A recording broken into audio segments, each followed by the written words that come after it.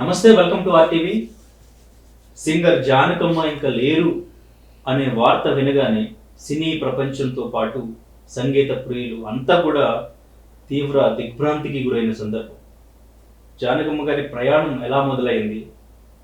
అన్ని లాంగ్వేజెస్లో, ఒక్క తెలుగు లాంగ్వేజే కాదు, తెలుగు, తమిళ్, మలయాళం, ఇట్లా బయట ఇంకా ఫారిన్ కంట్రీస్లో అన్ని లాంగ్వేజెస్లో ఆవిడ ఎన్నో అద్భుతమైన పాటలు పాడి ఆవిడ గొంతుని ఇప్పటికీ కూడా రీప్లేస్ చేయలేరు. జానకమ్మ గారు ఒక పాట పాడితే ఆ పాటని ఇంకా మళ్ళీ ఎవరు పాడే ప్రయత్నం కూడా చేయలేరు అన్నట్టుగా ఆవిడ పాటలు ఉండేవి. ఎంతోమంది మ్యూజిక్ డైరెక్టర్లు ఆవిడ పాటలను స్టిల్ గుర్తు చేసుకుంటూనే ఉంటారు. ఇప్పుడున్న యంగ్స్టర్స్ కూడా జానకమ్మ గారితో పాటలు పాడించాలి అని అనిరుద్ధ్ లాంటి మ్యూజిక్ డైరెక్టర్స్, రఘువరన్ బీటెక్ కానీ, విక్రమ్ కానీ, ఇటువంటి మూవీస్లో కూడా జానకమ్మ గారి వాయిస్ని వినిపించిన సందర్భాలు ఉన్నాయి. సో ప్రస్తుతానికి మనతో పాటు senior music director Madhavapeddi Suresh గారు ఉన్నారు. ఆయనతో కూడా ఎన్నో సినిమాలకు జానకమ్మ గారు పనిచేశారు, ఎన్నో పాటలు పాడారు. అండ్ ఇంకా వాళ్ళకి ఒక కుటుంబం అని చెప్పుకుంటారు.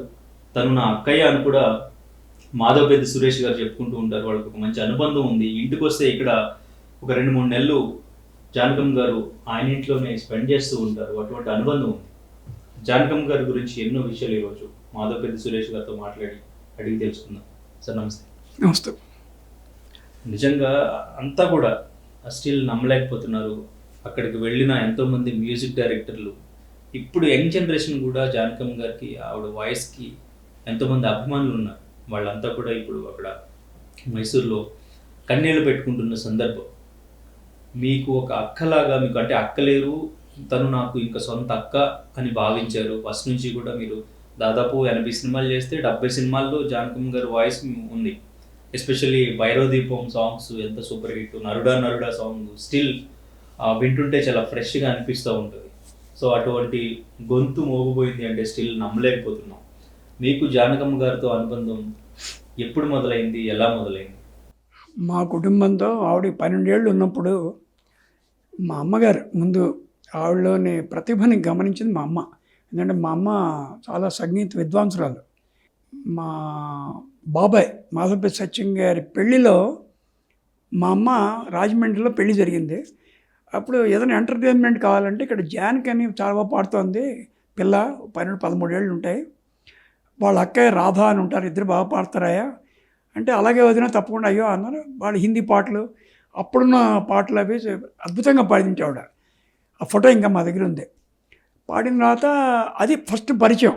అప్పుడు మా మా అమ్మ అంటే మాధవపెద్ది వారి కుటుంబంలో అప్పుడు మా అమ్మ అవన్నీ చేసి అరే మనకి అరే నా కూతురు వారసువే నువ్వు, అరే అంటే అప్పుడు మేము పుట్టిన తర్వాత అరే మీ అక్కయ్యరా ఎవరో కాదా అమ్మాయి, మనకి చాలా దగ్గర బంధువులు వాళ్ళు అని చెప్పడం. తర్వాత పసల కుటుంబం ఉండేది తాడేపల్లిగూడెంలో అన్నమాట. వాళ్ళు రాజమండ్రిలో ఉండేవారు. రాజమండ్రి అంటే ఆవిడ లైఫ్లో చాలా అంటే లాంగ్విటీ ఉన్న కుటుంబాలు 2, మాధవపెద్ది కుటుంబం అండ్ పసల కుటుంబం. పసల కుటుంబ సభ్యులమని మాట్లాడుకున్నాం రాత్రి పొద్దున. వాళ్ళకి తీరని లోటే, మా కుటుంబానికి తీరని లోటే. మాకంటే ఒక 4 జనరేషన్స్తో ఆవిడ అనుబంధం. మా బాబాయ్తో ఎన్నో అద్భుతమైన పాటలు పాడారు. మా అన్నయ్యతో తెలుగు, తమిళ్, కన్నడ 3 లాంగ్వేజ్లో చాలా పాటలు పాడారు మాధవపెద్ది రమేష్ మా అన్నయ్య. తర్వాత నేను ఆవిడ పాడిన ఎన్నో పాటలు, శంకరాభరణం పాటలు అవ్వచ్చు, సప్తపది పాటలు అవ్వచ్చు, మనసా తుళ్ళి పడక, ఇటువంటి పాటలు ఎన్నో పాటలకి నేను కీబోర్డ్ ప్లేయర్. కొన్ని వందల పాటలకి తెలుగు, తమిళ్, కన్నడ, మలయాళం. కన్నడ అయితే హంసలేఖ పాటలు ఒక 125 సినిమాలకి నేనే కీబోర్డ్ ప్లేయర్. అలా ఆవిడతో రికార్డింగ్ థియేటరు, మా ఇంటికి ప్రతి ఫంక్షన్కి ఆవిడ రావడం, ఆవిడ వాళ్ళ హస్బెండ్, వాళ్ళ అత్తగారు, మామగారు అందరూ మాకు బాగా కావాల్సిన ఫ్యామిలీ. ఒకే ఫ్యామిలీలో ఉండేవాళ్ళం. నన్ను మా అన్నయ్య తమ్ముళ్ళ కింద చూసుకునేది ఆవిడ. తర్వాత అక్కడి నుంచి ఆవిడకి మెల్లగా 57 వచ్చేటప్పటికి ఆవిడ మెల్లగా మెడ్రాస్ చేరింది. చేరిన తర్వాత ఇక్కడ లేదు అసలు, ఆవిడ రాజమండ్రి. తర్వాత మ్యారేజ్ కూడా అవ్వాలి అప్పటికి. ఇంకా ఆవిడకి ఏంటంటే ఫన్ డాక్టర్ చంద్రశేఖర్ గారిని నేను కూడా వెళ్ళేవాడిని ఆయన ప్రోగ్రామ్స్కి. ఆయన ఆ ప్రోగ్రామ్స్లో మధ్యలో ఈవిడ చేత పాడించి ఉండేవాళ్ళు. అవకాశం అనమాట అప్పట్లో. పాడిస్తున్నప్పుడు మెల్లగా వాళ్ళ అబ్బాయికి ఈవిడికి పరిచయం పెరిగి పెళ్లి చేసుకునే దాకా వెళ్ళింది పెద్దవాళ్ళ అనుమతితో. అయ్యో తప్పకుండా అమ్మాయి సరస్వతి మన ఇంటికి వస్తే బాగుంటుందని చాలా గౌరవించేవాడు. అత్తమ్మ వాళ్ళు తల్లిదండ్రుల్లో చూసుకునేవాళ్ళు ఆవిడని. లవ్ మ్యారేజ్ కాదు, అరేంజ్ మ్యారేజే. ఒకళ్ళు వాళ్ళు ఇష్టపడటం అంతే. ఇప్పట్లాగా మ్యారేజ్లు కాదు. ఇప్పటిలాగా 6 నెలలకి పెళ్ళి అవటంలో 7 నెలలు విడిపోవటం అటువంటివి కాదు. వాళ్ళు ఒకళ్ళు కావాలనుకున్నారు. వాళ్ళ అత్తగారు మామగారు వీళ్ళ తరఫున అందరూ చక్కగా మ్యారేజ్ అయింది. అక్కడి నుంచి ఇంకా ఆవిడలో ఉన్న ప్రతిభకి మెల్లగా సినిమా ఇండస్ట్రీలో అయితే బెటరు అని ఆవిడ 57లో ఎంటర్ అయ్యారు సినిమా ఫీల్డ్లో. ఎంటర్ అయిన తర్వాత మెల్లగా ఒక్కొక్క అవకాశం ముందు తాతినేని చలపతిరావు వారు ఇచ్చారు తమిళ్లో, తెలుగులోనేమో పెంజాల నాగేశ్వరరావు వారు ఇచ్చారు. అలాగే మెల్లమెల్లగా ఆవిడలో గొప్పతనం ఏంటంటే లాంగ్వేజెస్ పర్ఫెక్షన్ ఉండేది. అంటే ఒక మలయాళం పాట పాడితే మలయాళీస్ మా మనిషే జానకి అనుకునేవాళ్ళు. ఇప్పుడున్న సింగర్స్ అన్ని లాంగ్వేజ్ ఎవరు పాడలేదు కదా, తెలుగులోనే కొంచెం, అది కూడా కొద్దిగా. అప్పట్లో అలాగా సుశీల్ గారు, పివి శ్రీనివాస్ గారు, జానకి గారు, బాలసుబ్రహ్మణ్యం గారు, అందరూ జిక్కీ గారు, లీల గారు అన్ని లాంగ్వేజ్లు పాడేవాడు. ఆ భాషను బాగా నేర్చుకునేవాడు వాళ్ళు. సో ఆవిడకి బాగా అంటే ఈవిడే పాడాలి అనుకున్న వాళ్ళల్లో జీకే వెంకటేష్ గారు ముఖ్యంగా. ఆయన అసిస్టెంట్గా ఉండేవాడు కాబట్టి ఇళయరాజా గారు ఆవిడ పాటలన్నీ చాలా వరకు అతను గిటార్ ప్లేయర్. సో ఆయన మ్యూజిక్ డైరెక్టర్ అయిన తర్వాత నాకు జానకి గారు అయితే బాగుంటుంది అనుకుని ఆల్మోస్ట్ 75% సాంగ్స్ అన్నీ జానకి గారు పాడేవారు. అంటే కాంబినేషన్ ఇళయరాజా, ఎస్పి బాలసుబ్రహ్మణ్యం గారు, ఎస్ జానకి గారు. తమిళ్, తెలుగు ఎక్కువ వాళ్ళే పాడారు. మలయాళంలో యేసుదాస్ గారితో ఎన్నో పాటలు పాడారు. ఇప్పటికి కూడా మలయాళంలో ఒక అద్భుతమైన జంట అంటే యేసుదాస్ గారు, జానకి గారు. అలాగే చిత్ర ఆవిడని ఒక తల్లి కింద పూజించుకునేది. ఇవాళ చిత్ర పరిస్థితి ఎలా ఉంటుందో నేను ఊహించుకోగలను.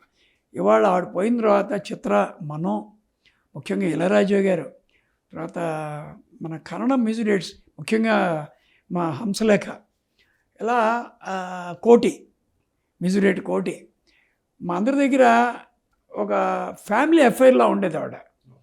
అంటే అతను కూడా అంతే, వాళ్ళ నాన్నగారి దగ్గర పాడింది ఆవిడ, రాజేశ్వరరావు దగ్గర, కోటి దగ్గర పాడింది. సో అలాగే నాకు మా బాబాయ్తో పాడింది ఆవిడ, మా అన్నయ్యతో పాడారు, నాతో సినిమా ఒకటే కాదు, ప్రైవేట్ ఆల్బమ్స్, తర్వాత all India radio, private shows, ఇలా టీవీ సీరియల్స్, ఇలా ఎన్నో రకాలుగా నా దగ్గర ఎన్నో అద్భుతమైన పాటలు పాడారు. తర్వాత నేను చేసిన పాటలకి సినిమాల్లో భైరవ దీపాలు నరుడా పాటకి వాడు నంది అవార్డు వచ్చింది, అందరికీ తెలుసు అది.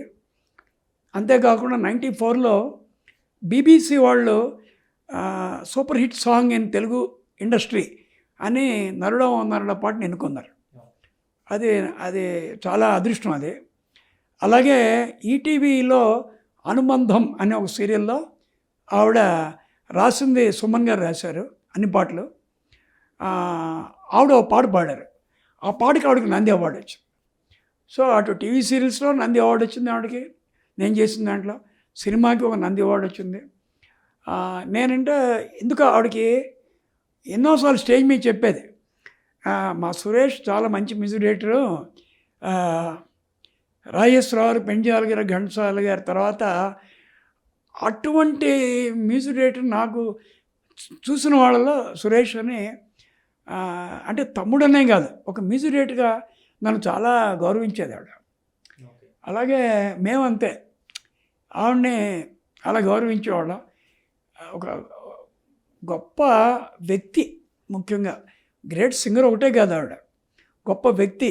ఆవిడకి ఏంటంటే ఎవరైనా కష్టాల్లో ఉన్నారంటే వెంటనే తన దగ్గర అంత డబ్బు ఉంది ఏంటి ఏం చూసుకోదు, అది ఇచ్చేసేది ఆవిడ. అలాగే ఆవిడకున్న చీరలు ఇచ్చేది, ఏదైనా ఎనీథింగ్ హెల్ప్ చేయాలి, హెల్పింగ్ నేచర్ ఆవిడ దగ్గర. అలాగే ఎవరన్నా సింగర్స్ కొంచెం అటు ఇటుగా పాడితే ఏంటయ్యా అని విసుక్కునేది కాదు. ఏనాడు విసుగులేదు ఆవిడకి.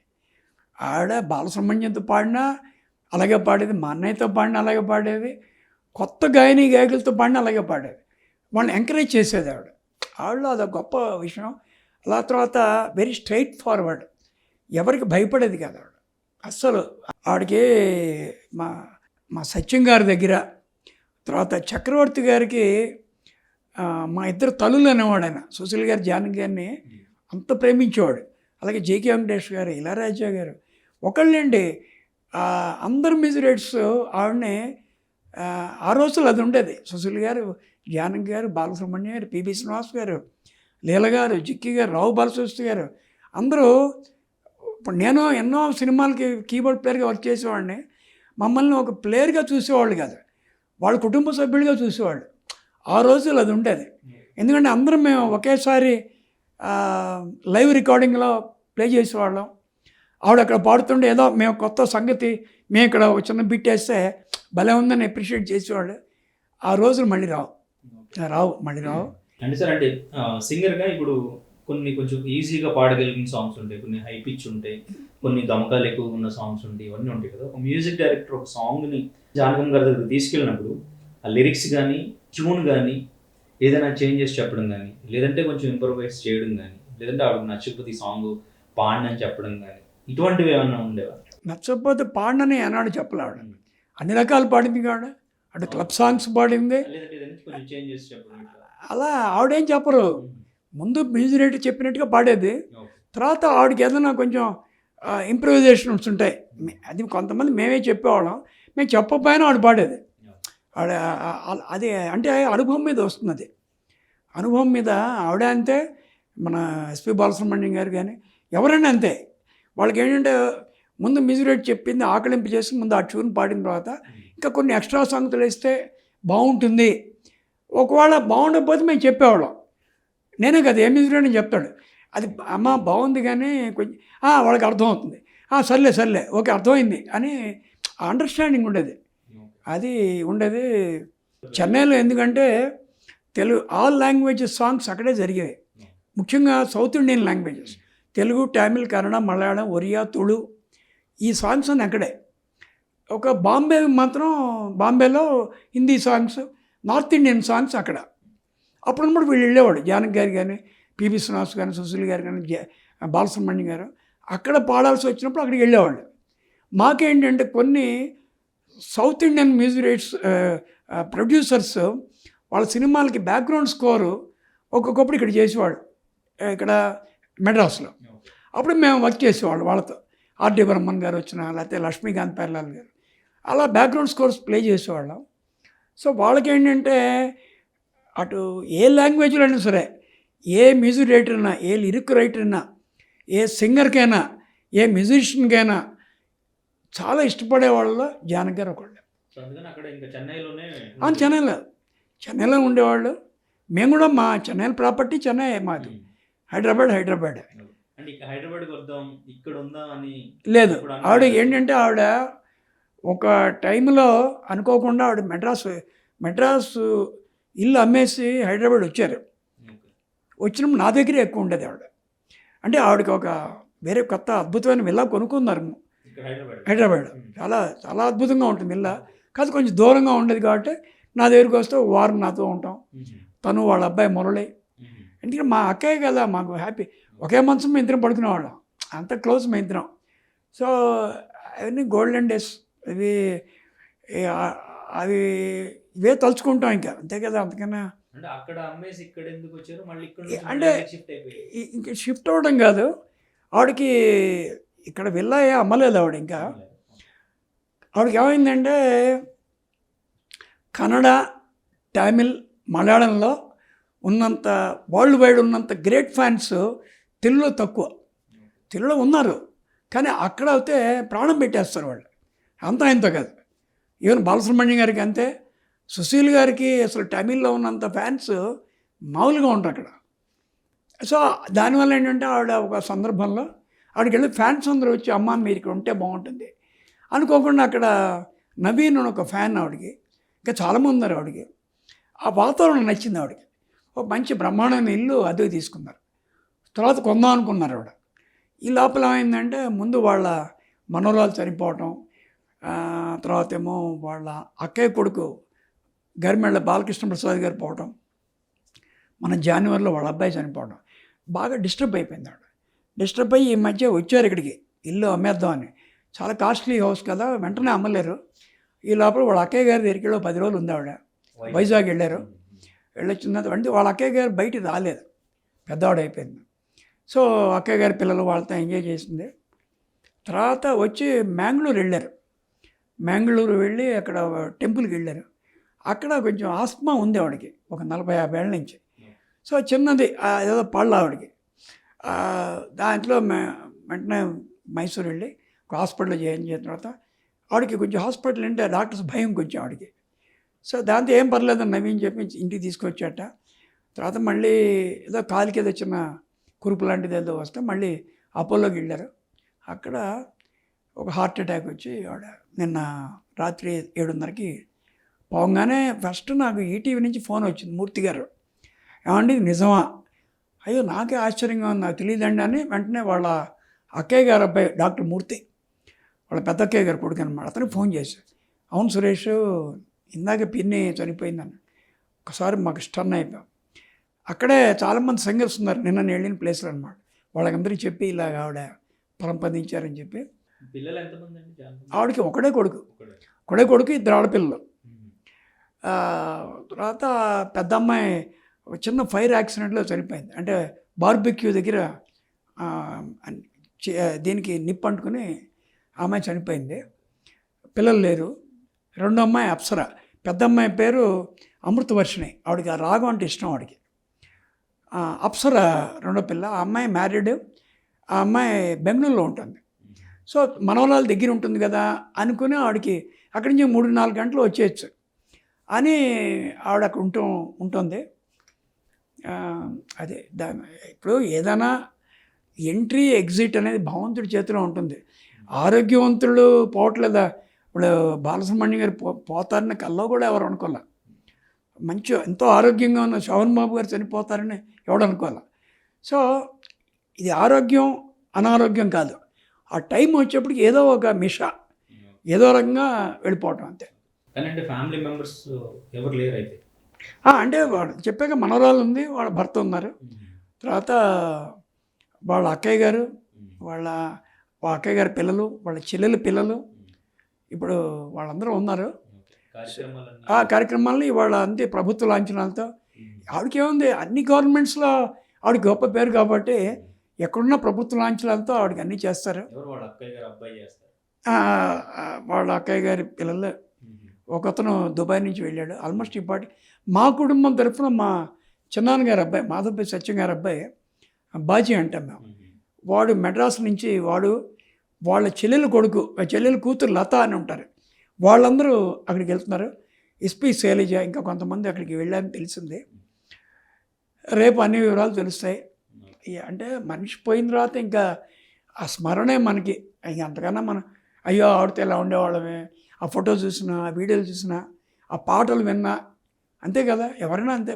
ఇప్పుడు ఘంటసాల గారిని మనం మర్చిపోతున్నాం, ఎవరిని మర్చిపోలేం. ఇప్పుడు అక్కడ రెంటెడ్ హౌస్ అది కొందాం అనుకున్నారు ఆవిడ. విల్లా ఉంది, విల్లా చాలా పెద్ద విల్లా, చాలా అద్భుతంగా ఉంటుంది. శ్రీశైలం హైవేలో ఉంటుంది. MEAK మ్యాక్ ప్రాజెక్ట్స్ వాళ్ళది. మీకు తెలిసి స్టార్టింగ్ జానకమ్మ గారు కెరీర్ స్టార్ట్ చేసినప్పుడు ఫస్ట్ సాంగ్కి తీసుకున్న రెమ్యునరేషన్ ఎంత, తర్వాత అత్యధికంగా తీసుకున్న రెమ్యునరేషన్? ఆవిడ ఎప్పుడు పెద్ద డిమాండ్ ఏం చేసేది కాదు. అంటే ఇప్పటిలాగా 1,00,000, 2,00,000 అవి లేవు అప్పుడు. అది రీజనబుల్గా తీసుకునేవాళ్ళు. అంతేగాని నా ఫస్ట్ పాటకి ఇంత ఇచ్చారని ఎలా 300, 500 అంతమించి ఉండదు అప్పట్లో. ఘంటసాల గారికి కానీ ఎవరికైనా 300, 400, 500 మెల్లమెల్లగా పెంచేవాళ్ళు. అది కూడా రీజనబుల్గా. ఈవెన్ ఆర్టిస్టులు కూడా అంతే, హీరోస్ కూడా అంతే. హీరోస్ కూడా ఒక్కసారే కోట్ల మీద అలా ఎప్పుడు ఉండేది కాదు. 4 సినిమాలు హిట్ అయ్యాయి కదా అని విపరీతంగా రేట్లు పెంచడం అనేది ఎప్పుడు లేదు అప్పట్లో. సింగర్స్ అంతే. ఎందుకంటే వాళ్ళకి తెలుసు, వాళ్ళకి లాంగ్విటీ ఉంది అప్పుడు. ఇప్పుడు వచ్చే వాళ్ళకి ఏంటి అంత లాంగ్విటీ లేదు కాబట్టి. సో ఉన్న దీపం ఉన్నప్పుడే చక్కబెట్టుకోవాలనే పద్ధతి. అప్పుడు అది లేదు కదా. ఇంటి దగ్గర ఇక్కడికి వస్తే మీ ఇంట్లో ఒక 1 month 2 months అట్లా స్పెండ్ చేయడం అట్లా? మనమంతానే లేదు. ఎప్పుడో ఈ ఇంటికి రాలే ఆవిడ. మా అమీర్పేట మా అమీర్పాటి ఇంట్లో చాలాసార్లు వచ్చేవారు. మేము వాళ్ళ ఇంటికి చాలాసార్లు వెళ్ళేవాళ్ళం. హెల్త్ పట్ల ఎంత ఆవిడ కాన్షియస్ శ్రమ అంటే లేదు. vegetarian food ఆవిడకి హెల్త్ గురించి ప్రాబ్లమే లేదు. ఎందుకంటే ఇప్పుడు నాకు హెల్త్ ఇష్యూస్ ఉండే, అందరికీ ఉంటాయి. కానీ ఆవిడ పాడిన పాటలు మరి ఆ హెల్త్ ఇష్యూ ఉంటే అలా పాడగలదు ఆవిడ. ఫుడ్లో అంటే డైట్ అవి అన్నీ తినేది ఆవిడ. అవేం లేవు ఆవిడకి. ఏం అంత శుభ్రం కారం బాగా తింటుంది. మేడం చెప్తున్నారు వెజ్ లో కొంచెం ప్యూర్ వెజిటేరియన్. వెల్లుల్లిపాయ కూడా ముట్టుకోదు ఆవిడ. కారం చాలా ఇష్టం ఆవిడకి.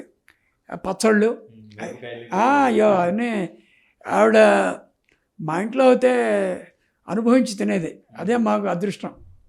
ఆవిడతో అంటే ఎవరైనా అంతే, ఆవిడతో జర్నీ చేసిన వాళ్ళు ఆవిడని మర్చిపోలేరు. అంత గొప్ప వ్యక్తి. అటువంటి వ్యక్తి పోవటం మాకే కాదు, ఆవిడని మనస్ఫూర్తిగా అభినందించే ప్రతి గాయకుడికి, గాయనీమణికి, ప్రతి వ్యక్తికి, ప్రతి హీరోకి. ఇప్పుడు చిరంజీవి గారు ఎంత బాధపడ్డారు, ఇన్ని పాటలు పాడింది ఆవిడ. బాలకృష్ణ గారు ఏంటి, వెంకటేష్ గారి సినిమాలు ఏంటి, నాగార్జున గారి సినిమాలు ఏంటి. ఇప్పుడు ఎవరికి పాడలే ఆవిడ. కానీ సార్ అంటే పద్మభూషణ్ అవార్డు వస్తే ఎందుకు అంటే తిరస్కరించారు? మీ ఇంట్లోనే ఉన్నారు. మా ఇంట్లో లేరు. ఆవిడకి ఏంటంటే